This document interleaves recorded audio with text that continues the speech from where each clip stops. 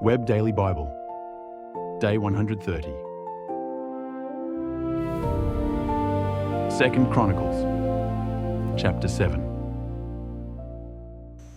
Now, when Solomon had finished praying, fire came down from heaven and consumed the burnt offering and the sacrifices, and the Lord's glory filled the house. The priests could not enter into the Lord's house because the Lord's glory filled the Lord's house. All the children of Israel looked on when the fire came down and the Lord's glory was on the house. They bowed themselves with their faces to the ground on the pavement, worshipped, and gave thanks to the Lord, saying, "For he is good, for his loving kindness endures forever." Then the king and all the people offered sacrifices before the Lord. King Solomon offered a sacrifice of 22,000 head of cattle and 120,000 sheep. So the king and all the people dedicated God's house. The priests stood according to their positions. The Levites also with instruments of music of the Lord, which David the king had made to give thanks to the Lord when David praised by their ministry, saying, "For his loving kindness endures forever."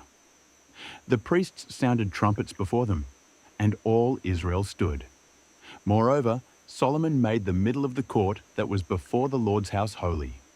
For there he offered the burnt offerings and the fat of the peace offerings, because the bronze altar which Solomon had made was not able to receive the burnt offering, the meal offering, and the fat. So Solomon held the feast at that time for 7 days, and all Israel with him, a very great assembly, from the entrance of Hamath to the brook of Egypt. On the 8th day they held a solemn assembly, for they kept the dedication of the altar 7 days, and the feast 7 days. On the 23rd day of the 7th month, he sent the people away to their tents, joyful and glad of heart, for the goodness that the Lord had shown to David, to Solomon, and to Israel, his people. Thus Solomon finished the Lord's house and the king's house.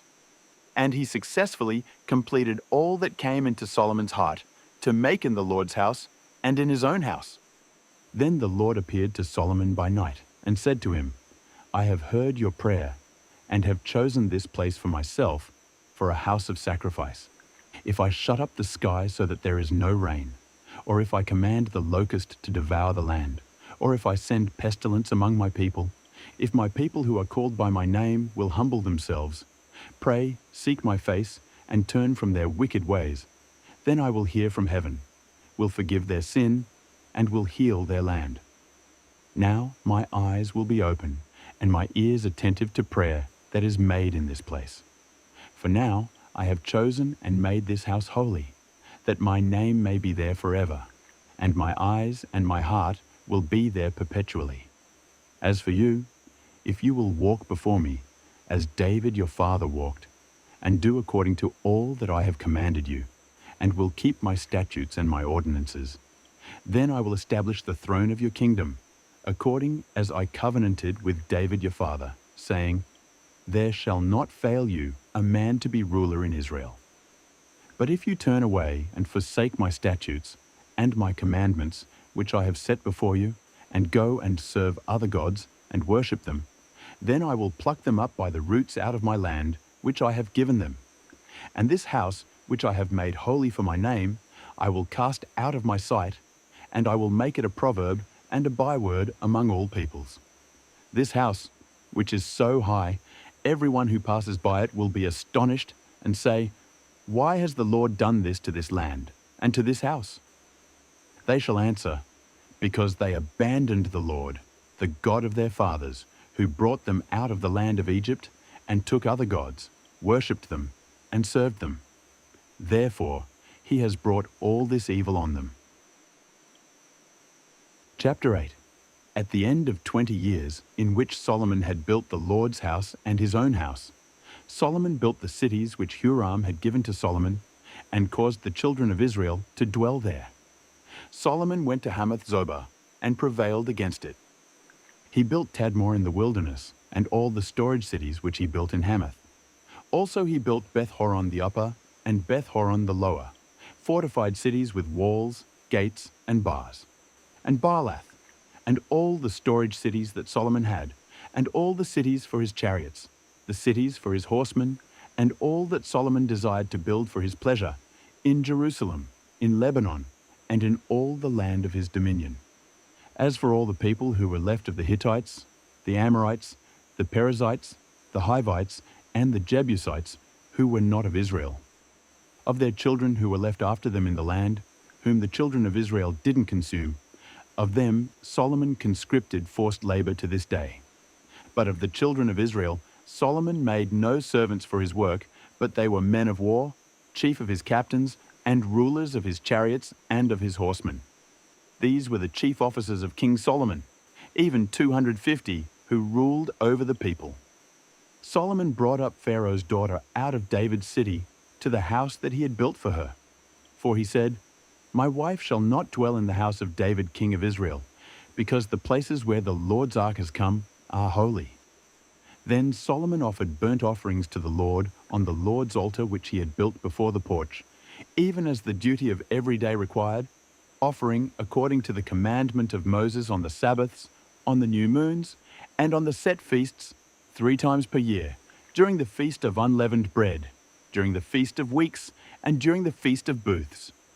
He appointed, according to the ordinance of David his father, the divisions of the priests to their service, and the Levites to their offices, to praise and to minister before the priests, as the duty of every day required, the doorkeepers also by their divisions at every gate, for David the man of God had so commanded.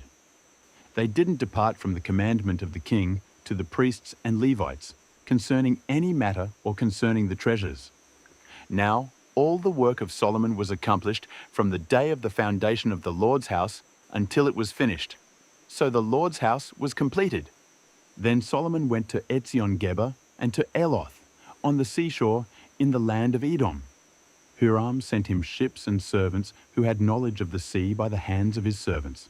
And they came with the servants of Solomon to Ophir, and brought from there 450 talents of gold, and brought them to King Solomon. Chapter 9. When the Queen of Sheba heard of the fame of Solomon, she came to test Solomon with hard questions at Jerusalem, with a very great caravan, including camels that bore spices, gold in abundance, and precious stones. When she had come to Solomon, she talked with him about all that was in her heart. Solomon answered all her questions. There wasn't anything hidden from Solomon which he didn't tell her. When the Queen of Sheba had seen the wisdom of Solomon, the house that he had built, the food of his table, the seating of his servants, the attendance of his ministers, their clothing, his cupbearers and their clothing, and his ascent by which he went up to the Lord's house, there was no more spirit in her. She said to the king, "It was a true report that I heard in my own land of your acts and of your wisdom. However, I didn't believe their words until I came, and my eyes had seen it. And behold, half of the greatness of your wisdom wasn't told me. You exceed the fame that I heard. Happy are your men, and happy are these your servants, who stand continually before you and hear your wisdom.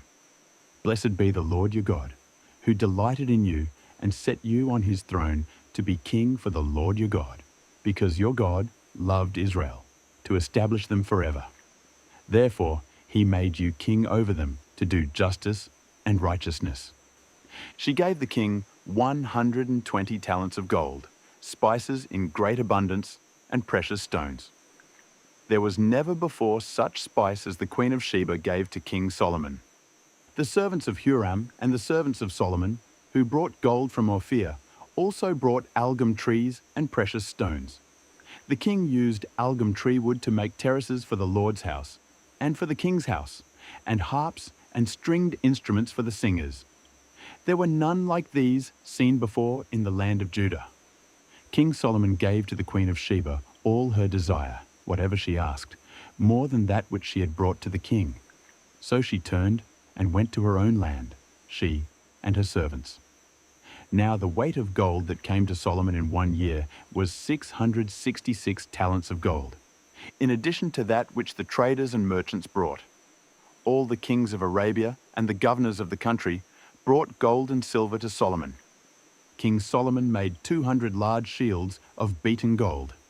600 shekels of beaten gold went to one large shield. he made 300 shields of beaten gold. 300 shekels of gold went to one shield.